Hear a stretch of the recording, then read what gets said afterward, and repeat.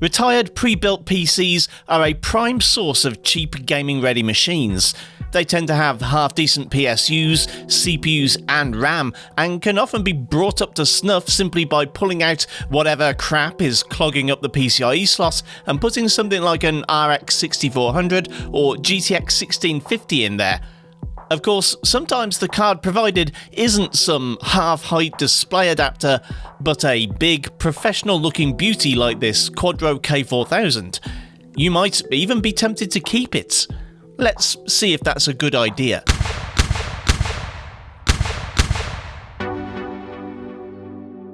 The Quadro series was Nvidia's professional range of GPUs for professional use by professional people. That doesn't mean pro gamers, it means SolidWorks and AutoCAD. They do technically use the same GPUs as equivalent GeForces, however, and that does mean that it's possible to use Quadros to play games.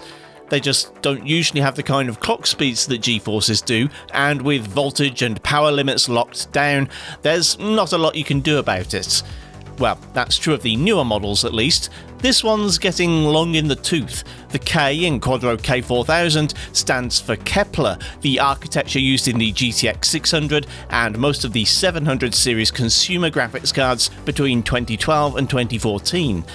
That means it can actually be overclocked in MSI Afterburner, but I found that on the stock BIOS the limit is just a 90 MHz boost to the core and 500 MHz to the VRAM. To get a little more out of it, I've edited my BIOS to allow for a few extra millivolts, and that's given me room to overclock a little higher. I didn't go all out. I was concerned about how much the single 6-pin connector and weedy single slot blower could handle, but that minor tweak allowed me to get to plus 125 MHz. I thought I had it stable at 150, but Spider-Man wasn't having it. So, with my K4000 now at gamer grade clock speeds, sort of, it's time to run it through the benchmark. Okay, so, let's see. Can it run The Last of Us? No. Resident Evil 4? No. Ratchet and Clank? No. Okay, so most of the regular test suite doesn't start. Kepler is a DX12 architecture in name only. The highest instruction set this GPU can work with is DX11.0, and that rules out a lot of the latest games. Even with an overclock, this thing's on par with a GTX 650 Ti. So it's worth resetting any high expectations you might have had. Of the few modern games that did start, most underperformed. Spider-Man Remastered surprised me by working at all. What didn't surprise me was that FSR2 didn't work. One of the many inconvenient facts about Kepler is that using FSR upscaling with one will result in everything rendering in black. So I used the IGTI upscaler at performance with everything set to low. This saw an average of 26 FPS with lows of 12. If you're desperate to play, you could make this work, or even just manually drop the resolution to get a frame or two more, at the expense of a lot of jagged edges. Cyberpunk was a lot worse than I'd feared. Again, FSR wasn't an option, and XeSS crashed the drivers, so I went with 720p native and the low preset with textures turned up to high. This just squeezed into the 3GB frame buffer, but averages were a mere 15 FPS and lows dropped into single digits. I recommended an alternative game to this on my Modern Gaming is Rubbish video the other week, and the K4000 can run that game a good deal better. The Witcher 3 does okay, even with the visual upgrade, though I suspect it might be worth downgrading to get a better experience. I had to run in DX11 and drop resolution to 720p, but there were at least options. The low preset averaged 37 FPS with cinematic 1% lows. If you can stomach a few drops here and there, you could even go up to medium and stay above 30 on average. Somewhat impressively, Fortnite didn't need me to enable performance mode to get a good result here. In DX11, at full 1080p even, I saw a 60 FPS average. Now, The low preset does drop resolution and scaling, which I turned back up because it's a battle royale and resolution's important, but if you want to improve averages, especially in more system-intensive parts of the map, like the jungle or city, you can just leave the scaler where it is. Overwatch 2 also did pretty well, though I'm not all that surprised. For a 2022 game, its visuals aren't all that far off from the 2016 original, though either way, it's still a touch too modern for this card to do really well. I managed to run at 1080 medium and see a 70 FPS average with lows of 45. That is, once I figured out how to avoid it locking at 60. Rocket League was a pretty stellar experience all round. I could run at 1080p very high and saw an average of close to 80 FPS across 2 matches.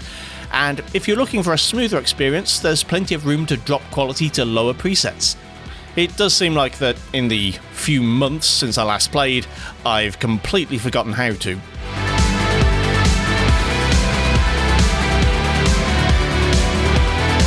I don't normally play GTA 5 these days, but when I do, I benchmark by following Crisp's run as far as Jack's Hill before indulging in a little light mountain lion hunting, then taking in a round of golf. At 1080 normal with textures at high, the benchmark run averages over 80 FPS with lows of 60. The lows are, of course, in the hill areas, where there's plenty of greenery to tax the GPU, and if that's a worry, you can always drop resolution a little.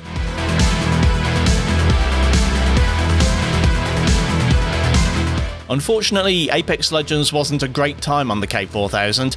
At 1080 very low with a minimum 70% resolution scaling, FPS wasn't much above 40 most of the time, and lows crept under the 30 mark. I did have some medium anti-aliasing enabled, because it looks awful without it, but this is one of those visually busy BRs that makes target acquisition difficult below native res, so I'd say just skip this one.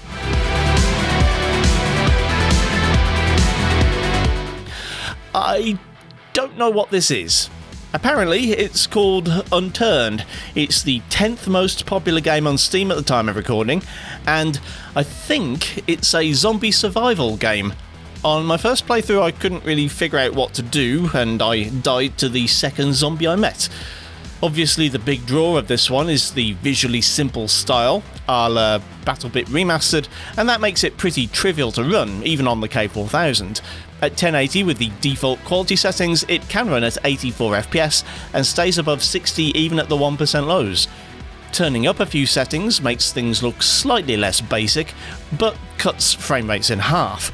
On the second time of trying, I foraged some berries that got my character high, then I went up into the mountains and fell to my death.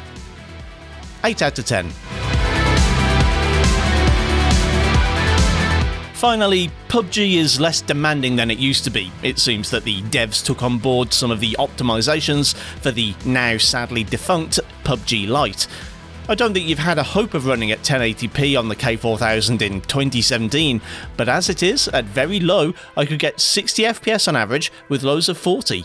I even got a couple of kills, which, for my 69 hours of gameplay, doesn't happen very often. Nice.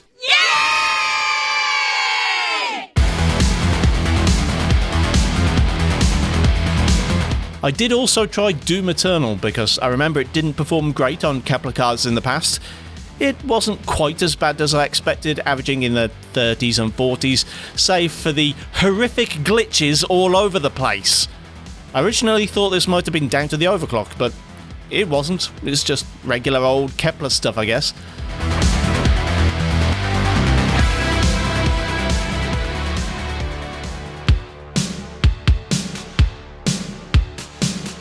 For current eSports titles, then, you could do worse than the K4000. For modern AAA games, however, you could do so much better, and for not much more money. The weak point is the power connector. If you picked up a K4000 as part of a workstation deal, like I did, then there's a strong chance that the included PSU only has a single 6-pin PCIe connector, like mine did. There are workarounds to get higher draw GPUs powered up, but the best budget option that can be safely used instead of this card would be the 6GB GTX 1060. Check out my review of that GPU linked down below, or alternatively click the video on screen now, which is my full Lenovo P500 workstation running some classic games rather than this modern rubbish. Thanks for watching, kindly do the usual YouTube things if you feel so inclined, and I'll see you next time.